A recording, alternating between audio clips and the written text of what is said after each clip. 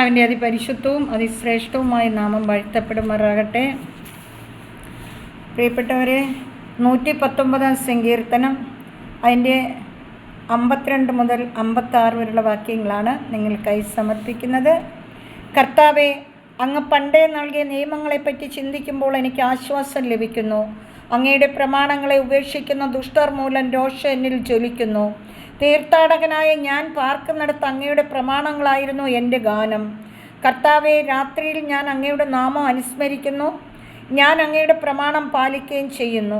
അങ്ങയുടെ കൽപ്പനകൾ അനുസരിച്ചു എന്നതാണ് എനിക്ക് ലഭിച്ച അനുഗ്രഹം. കർത്താവിൻ്റെ വചനം. Praise the Lord. ഹല്ലേലൂയ. പ്രിയപ്പെട്ടവരെ, പണ്ടേ നൽകിയ കർത്താവ് നമുക്ക് പണ്ടേ നൽകിയ നിയമങ്ങളെപ്പറ്റി ചിന്തിക്കണം. ഹല്ലേലൂയ. പണ്ടേ നൽകിയ നിയമങ്ങളെപ്പറ്റി ചിന്തിക്കുമ്പോൾ നമ്മുടെ സ്വർഗത്തിലെ പിതാവ് നമുക്ക് തന്നിട്ടുള്ള കൽപ്പനകളും ചട്ടങ്ങളും അനുസരിച്ച് നമ്മൾ മുന്നോട്ട് നീങ്ങുകയാണെങ്കിൽ സ്വർഗത്തിലെ അപ്പച്ചൻ നമ്മുടെ സമീപസ്ഥനാണ്, അകലെയല്ല. ഹല്ലേലൂയ. നമ്മുടെ സ്വർഗീയ പിതാവ് നമ്മളുടെ കൂടെയാണ്. അപ്പോൾ നമ്മൾ എന്ത് ചെയ്യേണ്ടത്? പ്രമാണങ്ങൾ പാലിക്കണം. കർത്താവിൻ്റെ വചനം പാലിക്കണം. കർത്താവിൻ്റെ വചനം പാലിക്കാത്തവരെ കാണുമ്പോൾ നമുക്ക് എന്ത് തോന്നും? നമുക്ക് രോഷം വരും, അല്ലേ? നമുക്ക് അവരോട് ശരിക്കും എന്താ ഇവരിങ്ങനെ പെരുമാറുന്നത്? ഇവർക്ക് കർത്താവിൻ്റെ വചനം അറിയത്തില്ലേ? ഇവരെന്താ വചനം മനസ്സിലാക്കാത്തത് എന്ന് നമ്മുടെ ഹൃദയത്തിൽ തോന്നാറില്ലേ? ചിലപ്പോൾ നമുക്കൊരു പക്ഷേ ദേഷ്യം പോലെ വരും, അല്ലേ? ദേഷ്യം പോലെ വരുന്നതല്ല, ദേഷ്യം തന്നെയും വരും. ഹല്ലേലൂയ. ദൈവത്തിൻ്റെ വചനം പാലിക്കുന്നവർ മക്കളായി മാറണം. ഹല്ലേലൂയ. ദൈവവചനത്തിന് ജീവനുണ്ട്. ആ വചനം നമുക്ക് സമർത്ഥമായി മുന്നേറ്റം തന്നുകൊണ്ടേയിരിക്കും. ഹല്ലേലൂയ.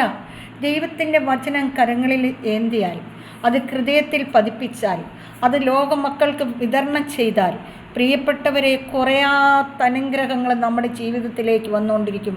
ഒരിക്കലും ആ അനുഗ്രഹം നമ്മളിൽ നിന്ന് വിട്ടുപോകത്തില്ല. ഹല്ലേലൂയ. ഹല്ലേലൂയ. അപ്പം ഞാൻ പാർക്കുന്നിടത്ത്, നമ്മൾ താമസിക്കുന്നിടത്ത് നമ്മൾ എന്ത് ചെയ്യണം? നമ്മൾ കർത്താവിൻ്റെ പാട്ടുകൾ പാടണം. കർത്താവിനെക്കുറിച്ച് ധ്യാനിക്കണം. അതേക്കുറിച്ച് നമ്മൾ എപ്പോഴും സംസാരിക്കണം.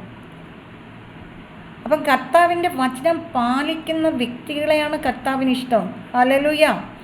എന്തെല്ലാം നമ്മുടെ ജീവിതങ്ങളിൽ വന്നാലും അവയിൽ നിന്നെല്ലാം വ്യത്യസ്തമായി നമ്മെ വീണ്ടെടുക്കാൻ കഴിവുള്ള ആ സ്വർഗത്തിലെ പിതാവിൻ്റെ സന്നിധിയിലേക്ക് നമ്മളെ പൂർണ്ണമായി വിട്ടുകൊടുക്കാം.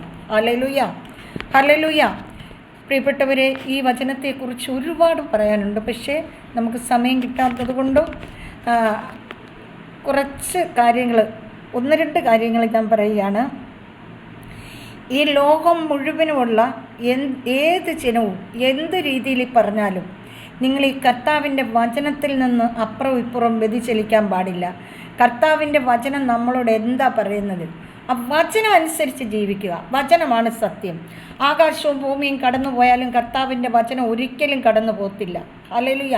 അപ്പം കർത്താവിൻ്റെ വചനത്തെക്കുറിച്ച് നമ്മൾ ധ്യാനിക്കുകയും അവയെക്കുറിച്ച് ചിന്തിക്കുകയും എല്ലാം ചെയ്യുമ്പോൾ കർത്താവിൻ്റെ പ്രമാണങ്ങൾ നമ്മൾ ആദരിക്കണം, പാലിക്കണം, പ്രമാണം മുറുകെ പിടിക്കണം. ഹല്ലേലൂയ.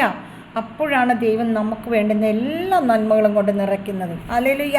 ഹല്ലേലൂയ. അതാർക്കും നമ്മളിൽ നിന്ന് പിടിച്ചെടുക്കാൻ പറ്റത്തില്ല. പ്രിയപ്പെട്ടവരെ, അത് ദൈവം നമുക്ക് തരുന്ന ദാനമാണ്. ദൈവത്തെ അറിയുന്നവന് ദൈവം കൊടുക്കുന്ന ദാനമാണ് ദൈവത്തിൻ്റെ വചനം. ദൈവം നമുക്ക് വചനം തരും, അത് സമൃദ്ധിയായി തരും.